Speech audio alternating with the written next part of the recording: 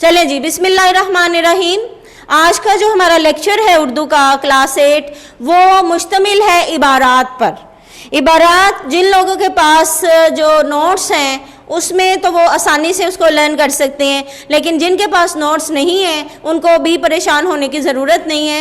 ये बहुत कॉमन सी इबारात हैं, लेकिन चूँकि आपके सिलेबस का हिस्सा हैं और मैं चाह रही हूँ कि आप लोग इसको मिनो एन ऐसे ही याद करें, हूबहू अपने अल्फाज इस्तेमाल ज़रूर करें। एज ए उर्दू टीचर मैंने कभी भी किसी बच्चे को फोर्स नहीं करती कि वो अपने जो है बस इसी को देख के लिखे हुए को जो है वो उसको लर्न करे, ये नहीं होता, बल्कि हर बच्चे का जो है इजहार ख्याल का तरीका। अब मैं एक टॉपिक सामने रख देती हूँ, जैसे मैं यहाँ पे लिख देती हूँ कि इत्तेफाक में बरकत है, ठीक है। ये वो वाली स्टोरी है जो आप 6 और 7 में करते आए हैं, ऐसे ही है ना। इत्तेफाक में बरकत की स्टोरी जो है वो सब जानते हैं कि इसके बैक पे क्या कहानी है, लेकिन अब मैं क्लास के जो 30-40 बच्चे हैं उन सबसे कहूँगी, कुछ मैं इशारात दे दूँगी कि किसान, 3 बेटे और ना इत्तफाकी से रहना, किसान का बुलाना, नसीहत करना, और फिर उसका एंड जो है आपके ऊपर छोड़ दूँगी। अब सब बच्चे जो हैं वो कहानी को अपने अपने स्टाइल में, अपने अपने अंदाज से लिखेंगे। कुछ बच्चे बहुत अच्छा लिखेंगे क्योंकि उनके पास वोकैबुलरी भी होगी और वहाँ से पता चलेगा कि वो बच्चा इंटरेस्ट रखता है कहानी लिखने में, बयान करने में, बताने में। लेकिन जो बच्चे जिनको इंटरेस्ट नहीं होगा, जो टाइम पास कर रहे होंगे और जिनका ये होगा कि हम फटाफट बस काम करें और बस गले से उतार दें और जाएं, तो वो बच्चे जो हैं वो कहानी को अच्छे तरीके से नहीं अटेम्प्ट करेंगे। तो ये देखें, जहन में साथ ही आप लोगों की कहानी लाजमी आएगी जब हम इसको सुनाएंगे। सुनाने का और मेथड होता है और उसको हम बड़ी डिटेल से अपने दोस्तों को सुनाएंगे, लेकिन जो खवातीन होती हैं वो कुछ डिटेल में ज़्यादा जाती हैं। जो बच्चे होते हैं, बॉयज़ होते हैं, उनको इतनी डिटेल से नहीं होता, बस वो इतना ही कहेंगे हाँ वो ऐसे हुआ, ऐसे हुआ, बस ऐसे हुआ, तो बस ही काम ख़त्म। लेकिन ये है कि कहानी जो है अगर 10 नंबर की है तो 1.5 पेज की हमने लिखनी है। खैर बहरहाल टॉपिक आज का हमारा कहानी नहीं था, आज का टॉपिक हमारा इबारात हैं, जिससे आप पहली बार आज इसको रीडिंग करने लगे हो। और उसके बारे में मैंने आपको पेपर पैटर्न में भी बताया था कि आपको ये एक सवाल आएगा, एक इबारत दी जाएगी, जैसे कि कॉम्प्रीहेंशन होता है ना उर्दू में, बुक का सवाल, एक इबारत देना और उसके नीचे जवाब हो, आपके पास सवाल आएंगे। इसी तरह से एक इबारत आपको दी जाएगी और उसके नीचे एक सवाल होगा, वो सवाल का जवाब आपको इबारत के अकॉर्डिंग देना है। अब मैं स्टार्ट करने लगी हूँ। कोशिश मेरी ये होगी कि मैं आपको 1, 2, 3 इबारत करवा दूँ। बहुत आसान है क्योंकि आई थिंक सो आपका कल लेक्चर नहीं होगा और परसों भी नहीं होगा, जाहिर है, तो आप लोगों के लिए 2 दिन में ये 3 इबारत आसानी से याद कर लेंगे। पिक मैं आपको साथ ही सेंड कर दूंगी। अच्छा जी, नोट्स जो जिसके पास नहीं है रेज योर हैंड। जिन के पास नोट्स नहीं है हैंड रेज का साइन दे दें, मुझे पता चल जाए इस वक्त जो है जितने स्टूडेंट। ओके जी, चलें जी, ओके चलें। अच्छा जी, तो स्टार्ट करते हैं बेटा इबारत नंबर 1 से। इबारत जो है वो मैं से पढ़ने लगी हूँ और अब आप सुनते जाइएगा इसको ज़रा।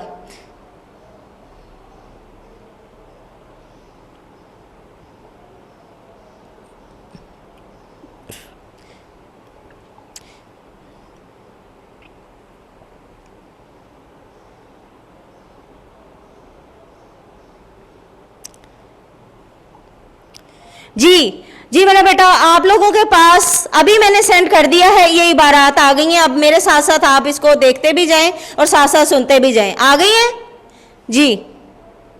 Yes miss. ओके जी, चलें बेटा अभी इकट्ठे इसको पढ़ते हैं तो बड़ा मजा आएगा।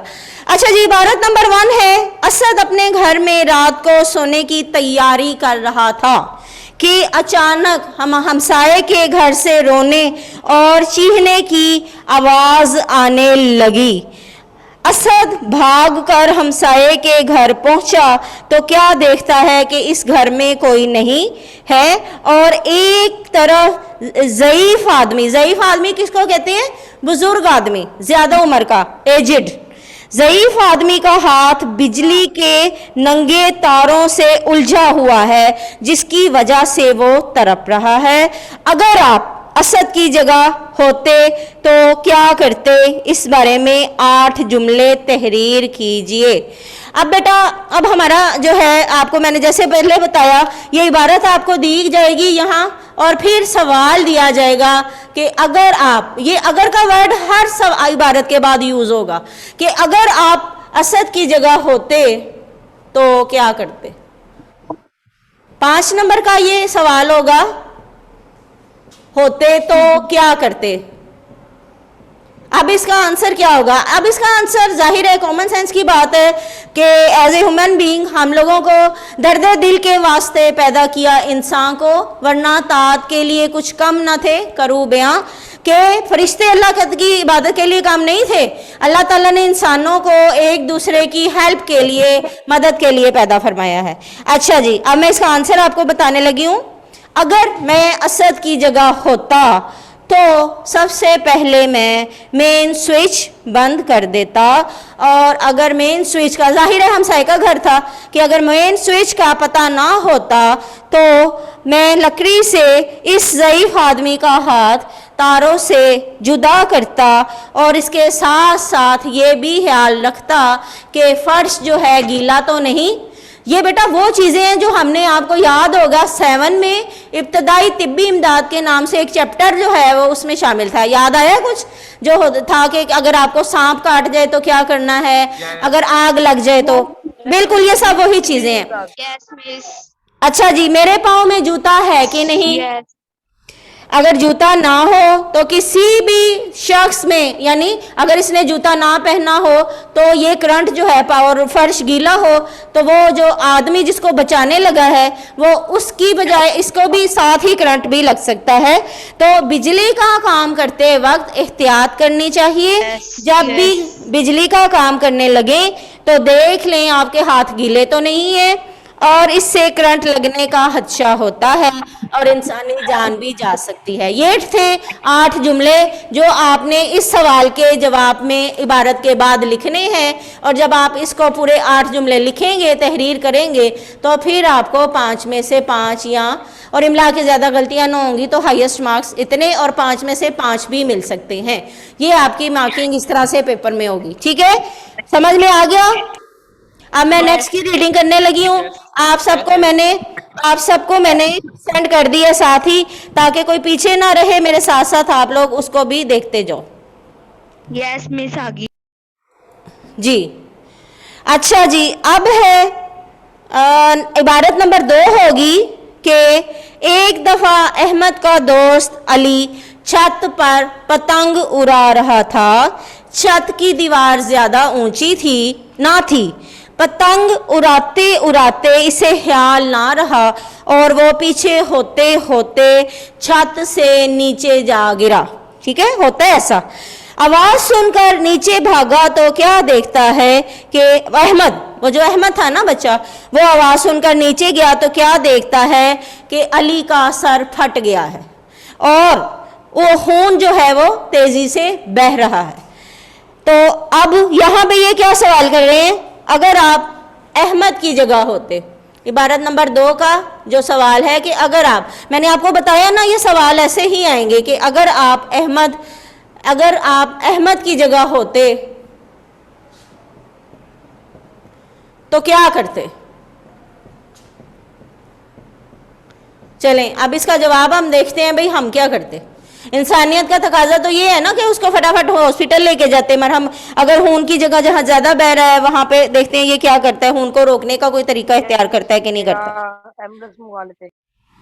अच्छा जी, हाँ जी, वही एम्बुलेंस ही मंगवाएंगे। अगर मैं अहमद की जगह होता, अब आप देखें तो अहमद की जगह होता तो फौरन जिस जगह से खून बह रहा था उस पर खून को रोकने के लिए कपड़ा रखता ताकि मजीद खून बह ना सके। बिल्कुल ठीक, यानी कि कंडीशन देख लेते ना कि खून अगर ज़्यादा उसका जो जख्म है वो कैसा है, किसी नुकीली चीज़ से तो नहीं सर टकराया, वहाँ पे वो कपड़ा या कोई चीज़ ऐसी रख दे कि खून का बहाव कुछ रुक जाए थोड़ी देर के लिए। और इसके फ़ौरन बाद एमरजेंसी हेल्पलाइन 1122 पर फ़ोन करता और ताकि वो फौरी तिब्बी इमदाद दे दे और इसके बाद उसको हॉस्पिटल लेके जाता जहाँ उसका मुनासिब इलाज करवाता। इसलिए अब देखें, पहले वो तरीका बता रहे हैं 2-3-4 लाइनों में और बाद में वो साथ साथ बता रहे हैं कि ये चीज़ है जो उससे परहेज करें। आप लोगों से दरखास्त है कि पतंगबाजी ना करें, और अगर करनी भी है तो खुले मैदान में करें, ताकि कोई मिस ये तो लड़के ही करते हैं। सॉरी, ताकि कोई नुकसान ना हो। और छत पर पतंगबाजी से परहेज करना चाहिए, इससे क्या होता है, जानी नुकसान भी हो सकता है। बिल्कुल ठीक है, और हमें अपनी जान अजीज है तो हमें इन सब कामों से परहेज करना चाहिए। ठीक हो गया, समझ में आ गई? यहां तक सबको समझ में आ गया? चलें जी। Yes miss. ओके, अब हम आगे जाएंगे। आगे जो है इबारत नंबर 3 इबारत हो जाएंगी आज। एक दफा का जिक्र है कि असद अपने दोस्त के साथ शाही कले और शाही मस्जिद में, बादशाही मस्जिद की सैर के लिए गया। जब वहां पहुंचा तो देखा कुछ बच्चे जवान और खाने की चीज़ें इस्तेमाल करने के बाद बचा हुआ खाना वही मैदान में फेंक रहे थे। अच्छा जी बेटा, ये पतंगबाजी वाली जो है ना इबारत, ये इंपॉर्टेंट है, इसके ऊपर निशान लगा लें आप। ये इंपॉर्टेंट है, ये आ सकती है पेपर में, ठीक है? अच्छा, ये देखकर असद को बहुत अफसोस हुआ कि मैदान तो साफ सुथरे रखने चाहिए। अब सवाल क्या है, अब लाइनें बस 3 है, उसको बस अफसोस ये हुआ कि लोग जो है इन चीज़ों को साफ नहीं रखते। अगर आप असद की जगह होते तो क्या करते? अब आप देखें, इसका इबारत भी मैंने आपको आपके ग्रुप में सेंड कर दी है, आ गई है सबके पास? Yes miss. ओके जी, अब आप आगे देख लें, इसका आंसर देख लीजिए। अगर मैं असद की जगह होता तो उन चीज़ों को इकट्ठा करके कूड़ेदान में डालता। अब देखें, जहां भी हम जाते हैं बेटा, ये असूल है, हम अपने घर में भी, इसका मतलब है कि हम लोग खुद ही गंदे हैं, तो फिर हम घर में भी ऐसी हरकतें करते होंगे कि बस यहाँ पे रैपर फेंक दिया, वहाँ फेंक दिया, वहाँ फेंक दिया, और ताकि जो मेड आएगी या फिर जो मदर हैं या कोई सिस्टर है वही बेचारी उठाए। तो जब हमारे नबी पाक सल्लल्लाहु अलैहि वसल्लम हमने 1-2 से सुनते और पढ़ते चले आ रहे हैं कि वो अपना काम खुद अपने हाथ से करते थे। ऐसे ही है ना, अपने कपड़े खुद धो लेते थे। आज कोई बच्चा या लड़का कपड़े धोने बैठ जाए तो सब उसको मजाक उड़ाएंगे, हंसेंगे कि ये क्या बात है, ये देखो भाई, ये बेचारा अपने कपड़े भी। और बेटा, इसमें कोई यार की बात नहीं। अगर आपसे कोई कहे, आप कहें मेरे नबी भी ऐसे ही करते थे, मैं क्यों किसी पे बोझ। आप अपने अंडरगारमेंट्स खुद धो सकते हैं। आप लोग जब बाथरूम में जाएं तो कम से कम उसको खुद धो लें। कि आपकी, हमें तो इस काम में भी शर्म आनी चाहिए कि हमारी अम्मियाँ या हमारी मेड इन चीज़ों को धोए। अपना छोटे छोटे अपने सॉक्स खुद धो लें, अपने रुमाल खुद धो लें, अपनी कैप खुद धो लें। मस्जिद में जाते हैं, गंदी हो गई है तो आप उसको खुद वॉश कर सकते हैं, बजाय इसके कि आप दूसरों को सुनाएं या बातें करें। बेटा, इसमें कोई यार की बात नहीं है, बल्कि अल्लाह ताला खुश होते हैं। और ये आदत इतनी अच्छी है कि हमारे आका जब कर लेते थे तो हम क्या चीज़ है, हम तो बहुत गुनाहगार। और वो खुद और वो शर्म महसूस करते थे हमारे नबी कि वो अपना काम दूसरों से करवाएं। फटे पुराने कपड़ों को खुद सी लेते थे। और हमारे यहाँ पे कॉन्सेप्ट ये है कि हम कहते हैं ये तो है ही लड़कियों के काम, हम क्यों सिए। हालांकि मैं बहुत से ऐसे बच्चों को, लड़कों को, आदमियों को जानती हूँ, वो ये भी काम कर लेते हैं और आगे से उनको कोई शर्मिंदगी नहीं हो। वो क्यों शर्म करें? वो कहते हैं कि हम जब हमारे नबी करते थे तो हम क्यों इसमें और शर्मिंदगी महसूस करें। फिर वो है कि बकरियों का दूध भी खुद दोते थे, चारा काट के लाते, बकरियों को लेके जाते, गिलाबानी करते अपने चचा के साथ जब रहे। तो बेटा, इन चीज़ों में, छोटे छोटे कामों में कोई आड़ नहीं है। बल्कि मैंने ये देखा है, बल्कि मैंने इस पर अमल भी किया है कि एक दफ़ा क्लास बहुत डर्टी थी, रैपर्स भरे हुए थे, तो मैंने किसी को कुछ नहीं कहा। मैंने खुद उठ के मतलब आते ही 2-3 रैपर वहाँ से उठाए हैं, तो मुझे देख के फटाफट बच्चियाँ आगे आ गई कि भाई मिस उठा रही हैं। यानी उनको शर्मिंदगी हुई ना, मैंने तो नहीं खाया था। फिर मैंने नेक्स्ट टाइम जो था उस क्लास में आगे कभी इस तरह के रैपर नहीं पड़े थे। तो आपको मतलब समझाने का इससे अलावा और मुझे कोई तरीका समझ में नहीं आया था। मैंने वो काम कर लिया, लेकिन मुझे तो कोई शर्मिंदगी नहीं हुई। मैं कोई काम वाली तो नहीं बन गई, मैं तो टीचर हूँ। और उस्ताद क्या है, उसका तो काम ही सिखाना है, अच्छी बात बताना है। और आपको पता है हज़रत अली का ये कौल है कि जिसने मुझे एक लफ्ज़ भी सिखा दिया उसने गोया मुझे अपना गुलाम बना लिया। गुलाम बनाने का क्या मतलब है? आपको पता है ना पुराने ज़माने में गुलाम क्या होते थे? गुलाम अपने आका की एक वर्ड की हुक्म अदूली नहीं करते थे। ठीक है, जब आका ने जो कह दिया उस पर अमल करना। हमारा आका कौन है? हमारे आका जो है हमारे नबी पाक सल्लल्लाहु अलैहि वसल्लम रहमतुल लिल आलमीन है, वो भी हमारी तरह इंसान थे। हमारा आका, हमारा मौला, हमारा अल्लाह ताला है, उनके फरमान पे हमने अमल करना है। तो आप इससे ऐसे काम करते हुए आप कभी भी छोटे नहीं हो जाते। आपके उस्ताद ने जो आपको सिखाया है, जो आपने उस पर अमल किया, सीखा, आपके दिल को अच्छा लगा, तो उसका सवाब आपके उस्ताद को जाता रहेगा। लेकिन जिसने अपने उस्ताद की फिर इसके बाद में जो है वो उस्ताद का एहतराम नहीं करता, तो मैं समझती हूँ वो फिर अपने पेरेंट्स का भी नाफरमान है। क्योंकि उस्ताद वो हस्ती है, माँ बाप आपको आसमान से ज़मीन पर लेके आते हैं और उस्ताद आपको फिर से ज़मीन से आसमानों तक पहुँचा देता है, आसमान की बुलंदियों पर, यानी आपको तरक्की की राह पर गामजन करता है। तो कहाँ पे हमारे लोगों की बात चली गई है?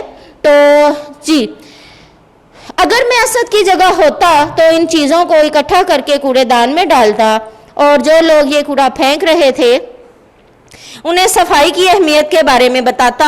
हजूर सल्लल्लाहु अलैहि वसल्लम का फरमान है, जिसमें आपने फरमाया कि सफाई निस्फ ईमान है।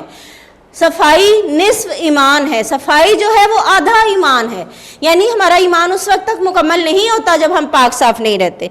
अब आप ये देखिए कि अगर हम दिन में 5 दफ़ा वज़ू करते हैं, वज़ू क्या है? हमारा सर के मसह से लेके पाँव के मसह तक, तो हम क्या है? हम नापाक रह सकते हैं। अल्हम्दुलिल्लाह, अल्हम्दुलिल्लाह, मुसलमान इस तरीके पर अमल करके ना सिर्फ अपने जिस्म और लिबास को बल्कि रूह को भी साफ कर लेता है, और आधी से ज़्यादा बीमारियां तो उसी में खत्म, इंसान फ्रेश हो जाते हैं हम लोग।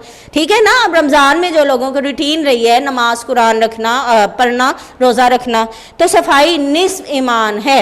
इसलिए मेरी सब लोगों से दरख्वास्त है कि अपने इर्द गिर्द के माहौल को साफ़ सुथरा रखें, कूड़ा करकट जो है कूड़ेदान में डालें, ताकि सुन्नत नबवी पर भी अमल हो सके। और गंदगी माहौल को ख़राब कर देती है। माहौल को साफ़ सुथरा और खूबसूरत बनाने के लिए बहुत से इक़दाम किए जा सकते हैं।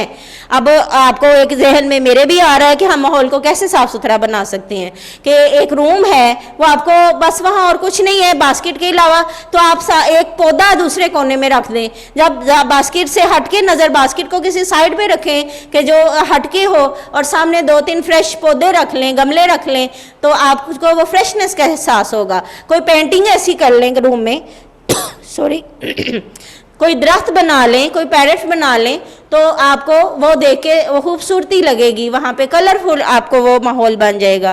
तो वहाँ पर खाने पीने की अशिया इधर उधर फेंकने की बजाय हमें कूड़ेदान में फेंकनी चाहिए। हमें खुद को माहौल को भी साफ रखना चाहिए और दूसरों को भी इसकी तलकीन करनी चाहिए। ठीक है? तो ये थी बेटा आज आपकी तीनों इबारात। अगर टाइम है तो मैं ग्रामर का, टाइम तो बहुत कम है, टाइम है तो मैं आपको जो है ग्रामर करवाना चाह रही थी, साबके और लाहक के। चलें जी नेक्स्ट। जी जी बेटा बोले। ये आपने पूरी पढ़ ली है इबारत? हाँ जी पूरी हो गई। हाँ जी पूरी हो गई, तीनों पूरी हो गई हैं। हाँ जी कोई क्वेश्चन आपकी तरफ से? के बाद वो जी इसके बाद एक छोटा सा पैराग्राफ और भी है ना? मैंने पढ़ लिया बेटा। पढ़ लिया? हाँ जी मैंने अभी बताया ना, हमें खुद भी माहौल को साफ सुथरा रखना चाहिए और दूसरों को भी इसकी तलकीन करनी चाहिए। Okay miss. हाँ जी चलें ठीक है। और कोई क्वेश्चन इसके हवाले से? वरना टाइम शॉर्ट है, मीटिंग एंड होने जा रही। चले जी अब आपने चले। अच्छा लगा आज का लेक्चर? समझ में आ गया? चले फिर मेरी तरफ से इजाजत है, तो फिर मैं इजाजत चाहूंगी। इजाजत है? ओके अच्छा जी इजाजत है। ठीक है जी, बहुत शुक्रिया, मेहरबानी आपकी, मुझे इजाजत दे दी है। अल्लाह हाफिज़। अल्लाह हाफिज़।